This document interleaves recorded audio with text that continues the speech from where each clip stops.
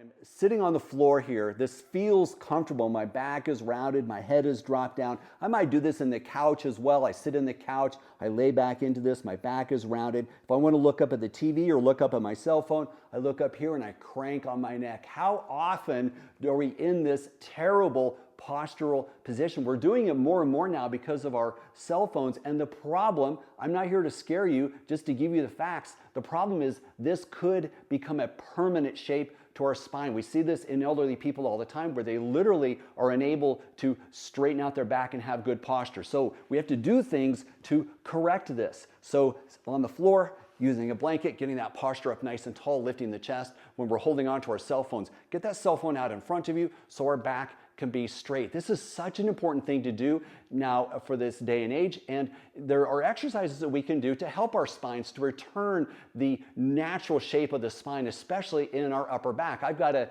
video called the cactus that you can look at, which is an exercise movement that helps to open the upper back and help us to retain that posture. In this video, I want to show you a more passive exercise. This is such a great exercise. It feels so good. And there are a couple different people that this helps, and I want you to watch all the way through to the end of this video so that you can see kind of a solution that I have for both different types of folks that can benefit from this exercise. Also, thanks for liking and subscribing. It helps me to bring you free content. I really appreciate it. But let's get on to this exercise here. The way this works is from down on the floor, you're going to need either a blanket or a yoga block or maybe both. So I'm going to start with the yoga block and show you the fullest or the most advanced option here. The yoga block is going to go right on my mid back, so not here, not the lower back. I have it all the way against the tailbone. That's not where we want it. I'm going to scoot it up just a little bit so that as I lie back on this block,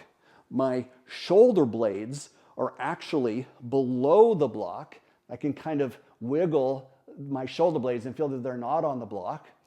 Or sorry, I said that wrong. The shoulder blades are actually above the block. So the shoulder blades are above the block, my tailbone is below the block. Now my arms are going to come out directly away from the shoulders with the palms facing up, and my head is all the way down on the ground and my bottom is all the way down on the ground. Now, if your head is not on the ground, and this is fairly common, the head might be up like this. We do not want the head floating, so that's where you're going to use one of your blankets. I'll use this one here. I'm going to put it underneath, and that makes this feel so much better to the neck and also kind of reduces the amount of bend that's required in your back while you're getting used to this exercise. Now, so whether you need the blanket or not, once you get into this, you're going to relax your muscles. Our muscles will tend to feel like they need to hold on and protect. So I'm going to relax the glutes, relax my low back, relax my shoulders, close the eyes. I'm going to take some deep breaths and just really let myself sink into this. Good to hold this for a couple of minutes if you can. I feel an amazing stretch in my shoulders, and the great thing about this is I don't have to do a thing. I can just sit here and relax.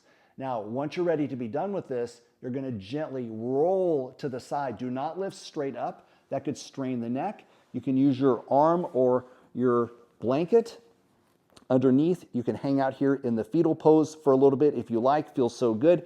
And then you can come up nice and slow. Now, for some people, the yoga block is just too much. If your back is already in a rounded position, then the yoga block is not going to work for you. So that's where you're going to use a blanket, maybe a smaller one like this. I've got this kind of in a little bit of a roll. This is going to be much less of a challenge here, which is great at first. So I'm just going to lie back, the same thing. My head now can easily come to the floor, and I still feel this nice opening across the chest. For some people, this is actually going to be plenty of challenge to start.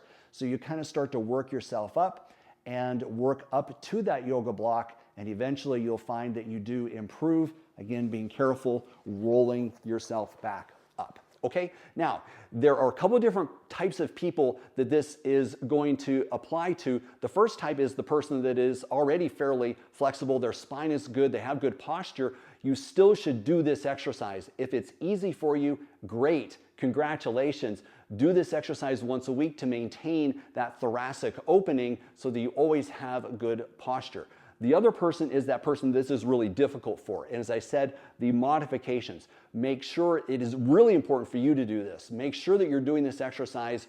You could frankly do this every day.